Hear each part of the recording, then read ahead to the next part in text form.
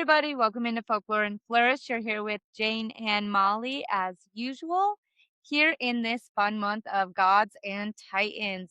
We are on July 2nd. We're in the month of the Gods and the Titans. If you need a recap on what this month's themes are, go to date number 1, July 1st, but it's all about the birth of gods. So today, can you just act profesh? But today, for July 2nd, we are still in week 1 of the first gods, and today is actually the first war. So a number of the names mentioned yesterday will be mentioned again today, as they are entering into the first war with the theme that power contests power. So a number of us have heard some of those fun cosmic, battles between all these deities, gods versus titans versus giants versus monsters, all of these fun cosmic things. Because we're here, right? We aren't living them, we aren't experiencing them firsthand. So it's cool to think about. But today, that's something that we actually get to think about with the theme that power contests power. And our lesson is that creation is conflict. So yesterday, we thought about what powers do we acknowledge? What powers do I acknowledge as an individual and bigger scheme of life? Today, we're looking at what fights within me. So, what fights within me? We also get a fun little look at different kinds of power and different leadership as well. We are going to do another just simple, like clenching your hand. Just clench it for a couple seconds and release, then a couple seconds, then release.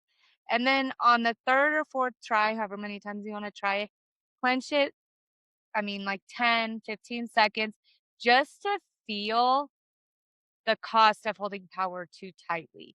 So we know that when we hold our hands too tightly, you'll get like marks from your fingernails or whatever it may be. May hurt a little bit. It may get a little tight. So we're going to acknowledge the cost of having to do this and kind of think about, what if I had to hold on tightly to everything all the time?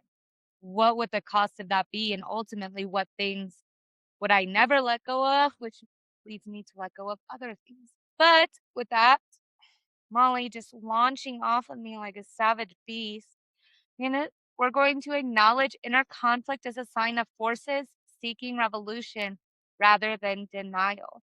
So rather than just denying, shutting it down, we're going to look at this and notice that these forces are seeking some sort of revolution.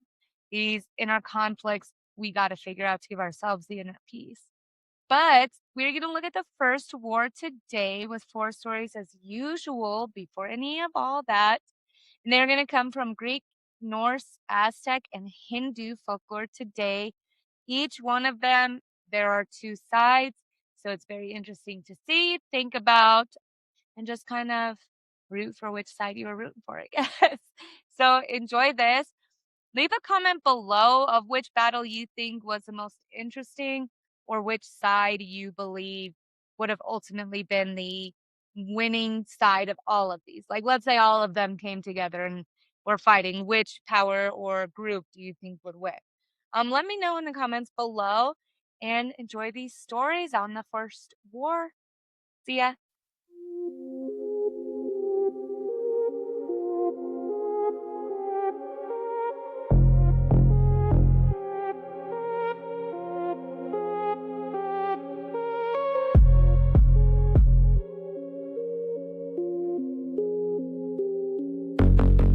Before we begin, I want to take a moment to honor the cultures behind the stories we are about to explore. The tales shared here come from many peoples, lands, and traditions. I do not change these stories to fit modern expectations or to align with today's social standards. Instead, I present them as they were told, sometimes beautiful, sometimes harsh, sometimes challenging. We are not here to judge the past, but to understand it, to listen, to learn, and to honor the ancestors who carried these stories forward. We also share stories from various religious traditions. These are presented in their historical and spiritual context, with respect for their beliefs that they represent. Every culture deserves respect, context, and acknowledgement, and this space is dedicated to doing exactly that.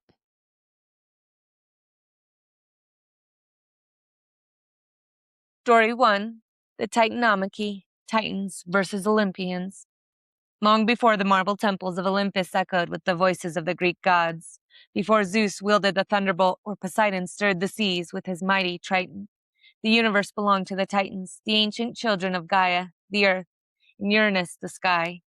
Their youngest son, Cronus, had once risen against his own father, overthrowing him with a stone sickle fashioned by Gaia herself, and claiming dominion over the heavens. Yet victory did not free Cronus from fear. A prophecy whispered through the ages foretold that just as he had overthrown his father, one of his own children would someday overthrow him in turn. Terrified of losing the throne he had fought so fiercely to obtain, Cronus greeted each newborn child not with celebration, but with dread. As his wife Rhea gave birth to Hestia, Demeter, Hera, Hades, and Poseidon, Cronus swallowed them whole, imprisoning them within himself in a desperate attempt to escape fate. Heartbroken, Rhea sought the counsel of Gaia, who devised one final act of defiance. When her youngest child, Zeus, was born, Rhea wrapped a great stone in swaddled cloth and presented it to Cronus, who consumed it without suspicion, believing the prophecy defeated once again. Meanwhile, the infant Zeus was hidden away in a cave upon the island of Crete, where nymphs cared for him, and the clashing shields of the Curetes drowned out the cries so that Cronus would never discover his survival. As Zeus grew to adulthood, wisdom tempered his strength, and he understood that destiny alone would not reclaim the world. He first had to free those who had been unjustly imprisoned. Disguised and patient, Zeus returned to his father's court and gave Cronus a potion that forced him to disgorge the children he had swallowed so many years before, along with the great stone that had taken Zeus's place. Reunited at last, the siblings stood together, knowing that words alone could never end the tyranny of the Titans. Thus began the Titanomachy, a war so vast that the mountains themselves trembled beneath its fury. For 10 relentless years, the Olympian gods battled the Titans across the heaven and earth, neither side able to claim victory. Lightning split the skies, oceans surged against the land, and the very foundations of the world seemed ready to collapse beneath the weight of divine conflict. Realizing that the balance of the war would never change without unlikely allies, Zeus descended into the depths of Tartarus and freed the Cyclops and the mighty Hecatonchires, who Cronus had long kept imprisoned. Grateful for their freedom, the Cyclops forged magnificent gifts for the young gods: the thunderbolt for Zeus, the trident for Poseidon, and the helm of invisibility for Hades. The 100-headed giant hurled mountains as though they were pebbles, overwhelming the Titan armies with unimaginable strength. At last, the Olympians prevailed.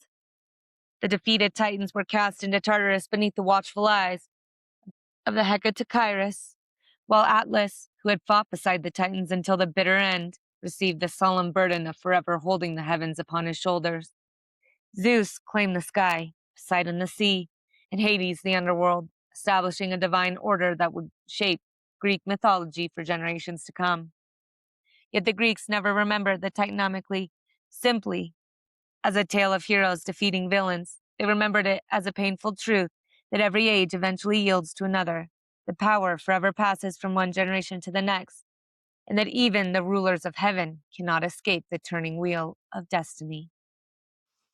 Story 2. The Æsir and the Vanir War. Long before the halls of Valhalla welcomed fallen warriors, and before the branches of Yggdrasil stretched across the 9 realms, the Norse remembered a time when the gods themselves were divided into 2 great families. The Æsir, led by Odin, were known for kingship, wisdom, law, and the strength to defend the realms through courage and sacrifice. Across the worlds lived the Vanir, ancient gods deeply connected to fertility, prosperity, the sea, the forests, and the quiet abundance that allowed life to flourish. Though both families possessed divine power, they valued different gifts, and suspicion slowly grew where understanding had never taken root. According to the old stories, the conflict began when Gulvog, a mysterious woman associated with wealth, magic, and desire, arrived among the Æsir. Her knowledge of Sather, a powerful form of magic, fascinated some, but unsettled many others. Fearing the influence she carried, the Æsir attempted to kill her, piercing her with spears and casting her into the flames. Yet each time the fire consumed her, Gulvog rose again unharmed, stronger than before, revealing that some powers could not be destroyed by force alone. News of this act spread to the Vanir, who saw the attack not merely as an insult to one woman, but as an assault upon her people and their sacred ways. War interrupted between the two divine families. For the first time, the heavens echoed with the clash of gods against gods. Spears flew across the skies, fortresses fell, and mighty magic answered sharpened steel. The Æsir excelled in battle and strategy, while the Vanir wielded ancient enchantments that blessed harvests, stirred oceans, and shaped the hidden currents of nature itself. Neither side could claim victory. Every triumph was answered with another defeat, and every battlefield revealed only greater loss. As the years passed, both families began to understand that endless war threatened not only themselves, but the balance of the worlds they had been entrusted to protect. At last, they gathered to seek peace rather than conquest. To seal their truce, they exchanged honored members of their own families. The Vanir sent Njord, the wise god of the sea, along with his children, Freyr and Freya, whose blessings of fertility, peace, and prosperity would one day become beloved throughout the Norse world. In return, the Æsir sent Hernir and the wise Mimir to dwell among the Vanir. Though misunderstandings followed and Mimir's death nearly reopened old wounds, the peace endured. As a final act of unity, both families spat into a great vessel, combining their essence into a single being named Vasnir, whose wisdom became so profound that no question could be asked beyond his understanding. Through Kvasnir, the gods demonstrated that wisdom is often born not from agreement, but from reconciliation after conflict. From that day forward, the Æsir and the Vanir ruled together, their strengths complementing one another rather than competing for dominance. The Norse remembered this first divine war not because one family conquered another, but because even the gods discovered that lasting order could never be built upon victory alone. Sometimes the greatest triumph is found when rivals choose to become partners, allowing different strengths to stand side by side beneath the same sky. Story 3, Tezcatlipoca and Quetzalcoatl. Long before the great city, Tenochtitlan, rose from the waters of Lake Texcoco, before the sun crossed the heavens, or humanity walked upon the earth, the universe walked in silence beneath the endless darkness. From that vast mystery emerged two mighty brothers, whose powers could not have been more different. Quetzalcoatl, the feathered serpent, carried the breath of life, wisdom, learning, and creation wherever he traveled. While Tezcatlipoca, whose name meant smoking mirror, embodied night, mystery, destiny, power, and the unpredictable forces that tested every living soul. Though often remembered as rivals, the two were bound together by a promise greater than either could fulfill alone.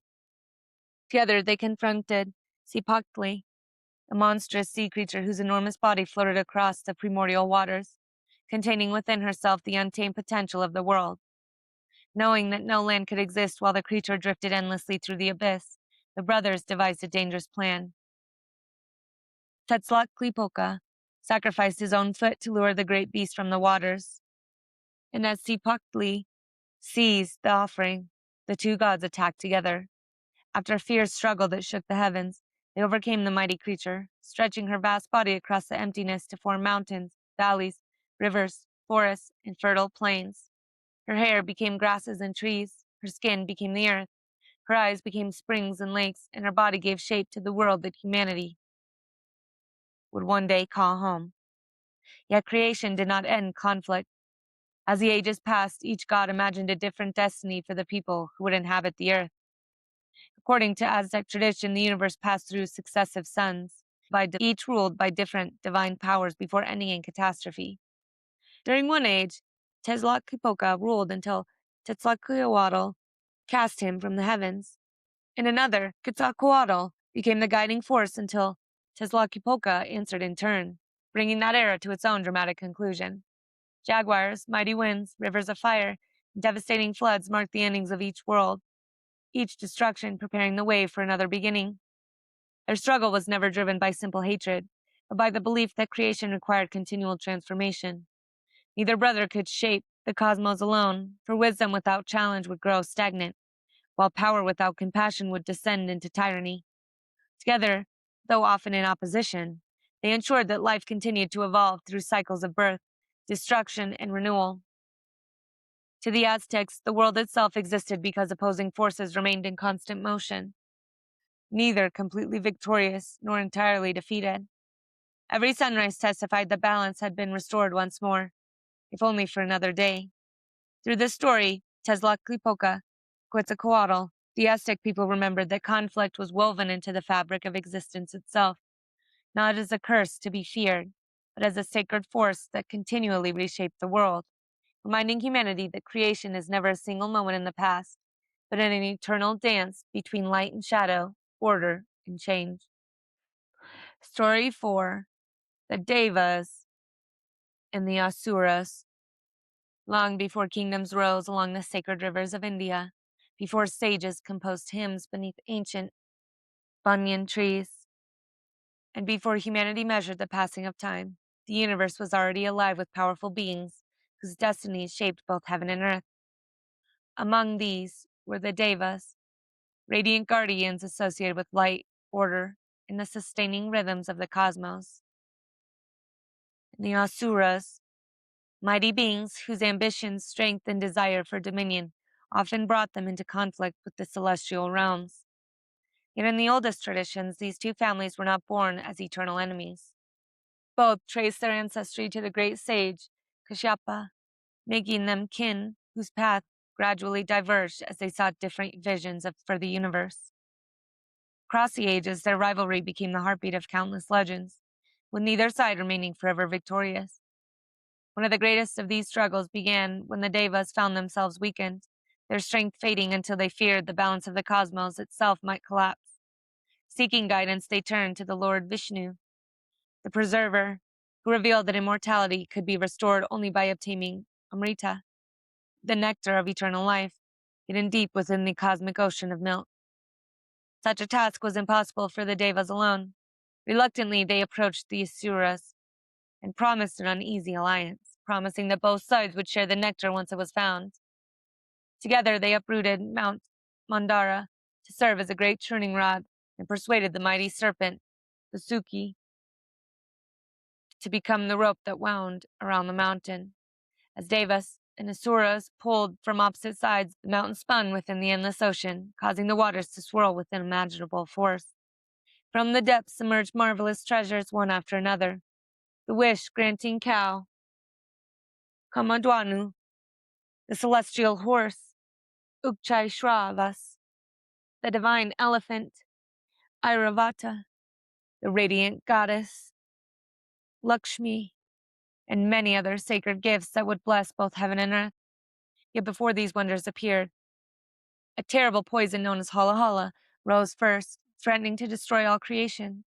Without hesitation, Lord Shiva gathered the deadly venom into his hands and drank it to save the universe, holding it within his throat, which turned a brilliant blue from its power. At last, Danvatari, the divine physician, emerged carrying the long-awaited vessel of Amrita.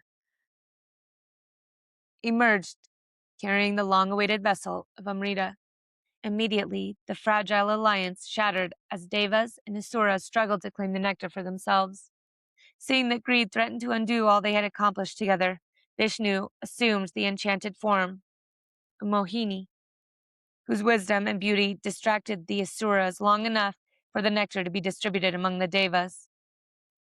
Though one Asura briefly tasted immortality before being discovered, the struggle itself never truly ended. Through countless ages, the Devas and Asuras continued to challenge one another. Each conflict tested the courage, humility, and choices of gods and mortals alike. The Hindu tradition remembers these stories not as simple contests between good and evil, but as reflections of the ongoing struggle between wisdom and pride, selflessness and selfishness, harmony and desire. Like the churning of the cosmic ocean itself, life's greatest treasure often emerge only after patience, sacrifice, cooperation, and trial have stirred the depths of both the world and the human heart. Daily thread for July 2nd, the First War. Across mountains, oceans, and centuries, our ancestors told remarkably similar stories of what followed creation. For once the world existed, the question of who would guide it could no longer be avoided. The Greeks remembered as a son rising against his father to fulfill a destiny that even the gods could not escape. The Norse spoke of rival families discovering that lasting peace required humility as much as strength. The Aztecs saw creation itself sustained through the constant tension between opposing forces, while the Hindu tradition revealed that life's greatest treasures often emerge only after perseverance, sacrifice, and cooperation have churned the deepest waters. Though each culture remembered different gods, different lands, and different endings, they all understood that conflict alone was never the reason. Rather, it was what emerged from conflict that mattered most: wisdom, balance, renewal, and the courage to choose a better path when power rested in uncertain hands. Perhaps that is why these stories have endured across thousands of years, reminding us that the greatest battles are rarely the ones fought against distant rivals, but the quiet struggles within our own hearts, where fear wrestles with hope, pride yields to humility, and every choice shapes the world we leave for those who follow. As tonight's fire settles into glowing embers, remember that every conflict, whether among gods or within ourselves, carries the possibility not only of victory, but of transformation. The fire may grow quiet, but the story walks beside you.